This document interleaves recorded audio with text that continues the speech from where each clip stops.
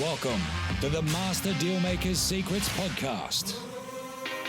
And now, here's sales growth strategist, John Blake. Welcome to Master Dealmaker Secrets. I'm John Blake. This is episode 133, and today we're going to be talking about 5 situations in business where sales training doesn't work and what to do about it. But before we do that, if you've got lead flow and you want to convert more of those leads, those people you've spoken to, into paying clients, I want you to head over to johnblakeaudio.com and grab your free training where I talk you through the exact strategy that you can use to double sales with your existing lead flow. This is the exact same strategy that I teach my Arise Mastermind clients, my 12-month clients, and my high-ticket clients, and it works really consistently once you put it into practice. So head over to johnblakeaudio.com. You get the audio training, but what you'll also get are the exact word-for-word scripts, what to say when you're talking to clients that haven't bought yet, what to leave on a voicemail message, what to write in your email when you are sending people emails to follow them up on people that you've spoken to but haven't converted yet, and exactly when to do that, so when to send your emails and when to call over a 90-day period. This will work. I've seen it work time and time and time again. I've fine-tuned it. The version that you are getting is the best version that I've got, and I've just got too many client success stories for you to not succeed with this. You will do really well with it. It's over at johnblakeaudio.com. Grab it and put it into practice, and I look forward to hearing your success story. Okay, so unusual subject today. Me talking about 5 situations where sales training is a waste of money, where it won't work, and what to do about it. Okay, so let's talk about these situations. So there are some situations in businesses where sales training is a waste of money, right? So the first one is high staff turnover. So if you've got high staff turnover, so quite often companies will come to me and they'll say, we need to do some sales training. And I go, how long have, one of the first questions I'll ask is, how long have these people been with you? How long have they been in your team? And if they say, we've just replaced everybody, that's an alarm bell. That says to me that there is a culture problem that needs to be fixed.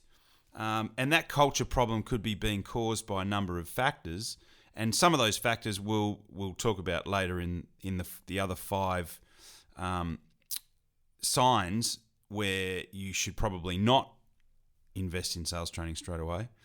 But high staff turnover is primarily caused by a bad, a poor culture, and that poor culture could be caused by a number of different things. But you shouldn't invest in sales training if you've got people that aren't staying, because you're going to invest in them and they're going to leave. And if there's a pattern, if you've got more than say 60 or 70% of your team turning over every year, then there's a problem there, and it could be a recruiting problem. It is probably a cultural problem because people don't leave businesses, they leave bosses, and it could be a systems problem. But if you've got high staff turnover, there's a problem behind that, and you need to fix that problem before you actually invest in sales training. The second reason why companies waste money on sales training is that they don't have any follow-up. So the shot in the arm, in fact, there's data on this, that the shot in the arm sales training has been shown to produce, it'll produce a result. You will get a shift in your results, but it won't be even half as effective as if you have a series of follow-up sessions.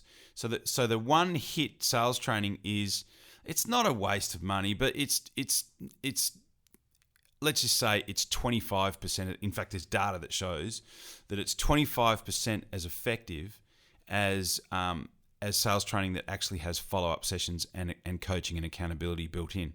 In fact, there was a study that was done by Olivero and Bain that shows that if you train a team of people, you can expect up to a 22% shift in their results, which is certainly better than nothing, and certainly better than not doing it at all.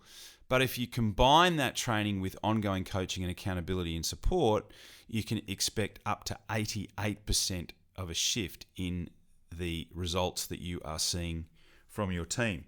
So it's a couple of follow-up sessions. It's worth doing it.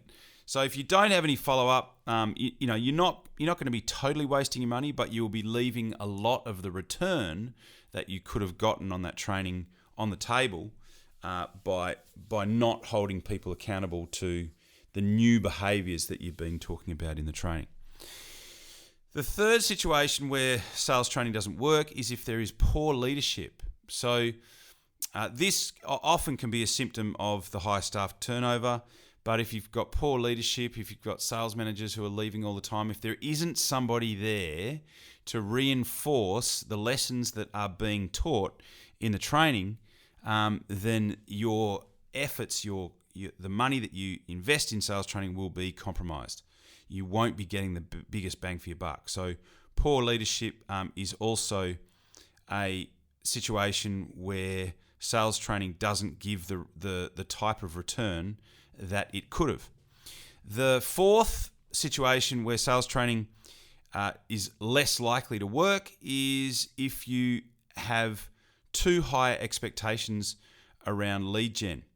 So what that means is that often we train salespeople, but then we expect them to do lead gen as well. So if you haven't got enough leads for the team, then they're not going to be spending their time selling. They're going to be spending their time on lead gen. So often it's like not having clarity around what the role is, which is probably what I should have called that, not having clarity around the role. But often the symptom of that is there's too higher expectations around lead gen.